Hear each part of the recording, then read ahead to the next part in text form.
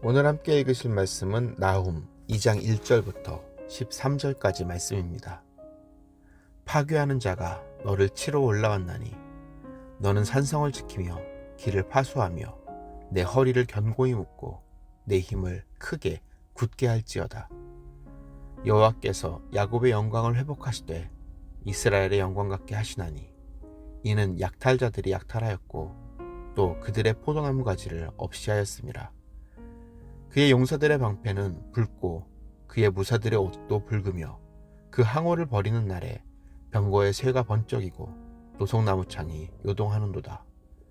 그 병거는 미친 듯이 거리를 달리며 대로에서 이리저리 빨리 달리니 그 모양이 횃불 같고 빠르기가 번개 같도다. 그가 그의 존귀한 자들을 생각해내니 그들이 엎드러질 듯이 달려서 급히 성에 이르러 막을 것을 준비하도다. 강들의 수문이 열리고 왕궁이 소멸되며 정한 대로 왕후가 벌거벗은 몸으로 끌려가니 그 모든 시녀들이 가슴을 치며 비둘기같이 슬피 우는도다. 니느웨는 예로부터 물이 모인 못 같더니 이제 모두 도망하니 서라 서라 하나 돌아보는 자가 없도다. 은을 노략하라, 금을 노략하라. 그 저축한 것이 무한하고 아름다운 기구가 풍부함이니라. 니느웨가 공허하였고 황폐하였도다. 주민이 낙담하여 그 무릎이 서로 부딪히며 모든 허리가 아프게 되며 모든 낯이 빛을 잃도다. 이제 사자의 굴이 어디냐? 젊은 사자가 먹을 곳이 어디냐?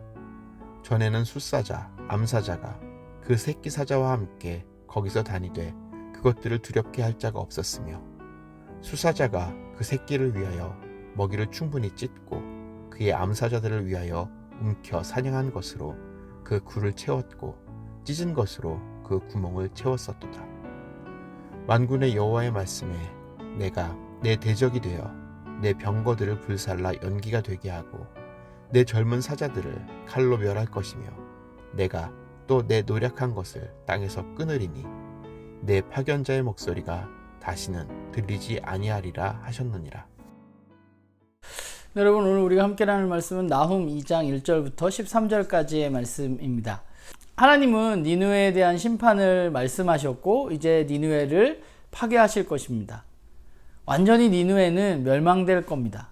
니느웨가 속해 있는 아수르는 굉장히 강성한 나라였고 당대의 최고 제국이었습니다. 그런데 그들을 하나님께서는 심판하실 것입니다. 그럼 왜 심판하시느냐? 그들이 지금까지 한 행동은 무엇인가?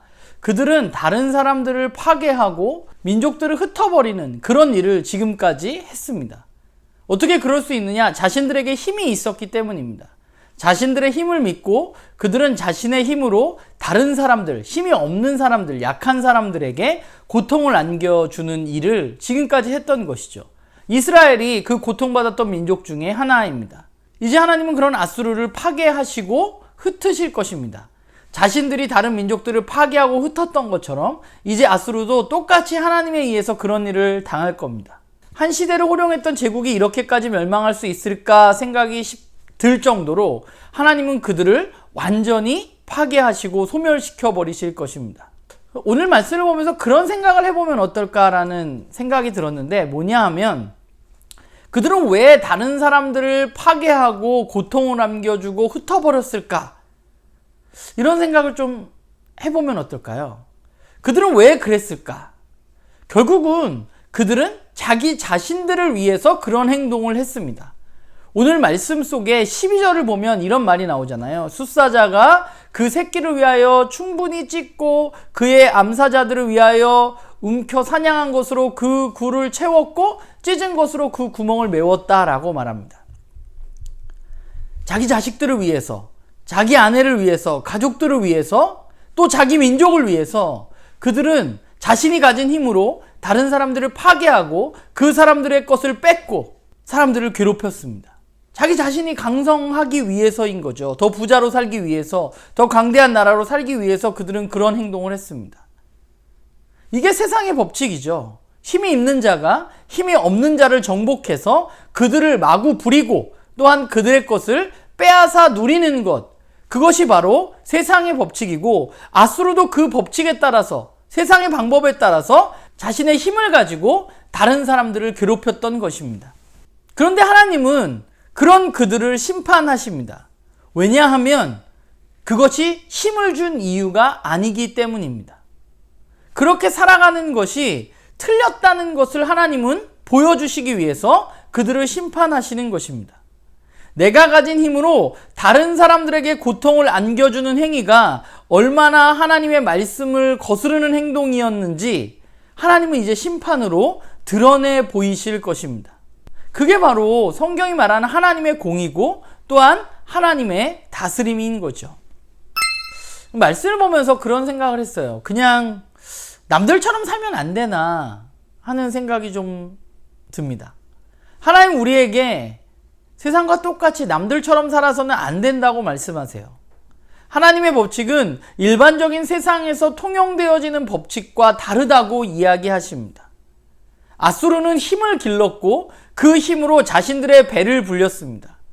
그래서 자신의 힘으로 다른 민족들을 공격했고 그들을 흩었고 그들을 죽이고 또 그들의 것을 빼앗아서 자신의 만족을 채웠습니다.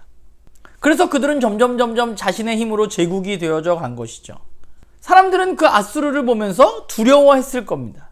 근데 두려운 거 말고 또 하나 감정이 전 있었다고 생각해요. 그건 뭐냐면 그들이 부러운 거죠. 그러니까 더 큰 힘을 키워서 아수르를 내리누르고 그들을 흩고 그들처럼 그들의 것들을 빼앗고 그들을 부리는 일을 하고 싶었을 것입니다. 왜냐하면 그게 세상의 법칙이고 그렇게 살아가는 것이 맞다고 생각하기 때문에, 그게 나와 우리 가족과 우리 민족을 위하는 것이라고 생각하기 때문에 그렇습니다. 내가 가진 힘을 마구 사용해도 되는 것이죠. 내 가족들을 위해서. 그러나 하나님의 법칙은 이것과 다릅니다. 내가 가진 힘으로 힘이 없는 사람들의 것들을 빼앗아서는 안 된다고 하나님은 말씀하세요. 하나님이 주신 힘으로 힘이 없는 이들을 우리는 돌봐야 한다고 하나님은 말씀하십니다. 그게 하나님의 법칙이에요. 힘을 주신 이유이고. 우리는 오늘 이 말씀 앞에서 어떻게 살아야 하는가에 대해서 생각해 봅니다. 우리도 그냥 세상과 똑같이 더 큰 힘을 기르기 위해서 애쓰면서 살아갈 것인가? 그 더 큰 힘을 길러서 나와 내 가족과 우리 공동체를 더욱더 강성하게 하고 다른 사람들이야 고통받던 말던 상관없이 살아갈 것인가? 아니면 하나님이 우리에게 주신 힘을 가지고 우리에게 주신 것들을 가지고 다른 이들과 함께 나누며 그들과 함께 살아갈 것인가? 우리는 선택해야만 하는 것이죠. 바라기는 저와 여러분 그리고 우리 공동체가 세상의 방법과 법칙이 아니라 하나님의 방법과 법칙을 따라서 이 세상을 살아가는 그런 세상을 거스르는 사람들로 이 땅 가운데 세워지기를 간절히 소망합니다.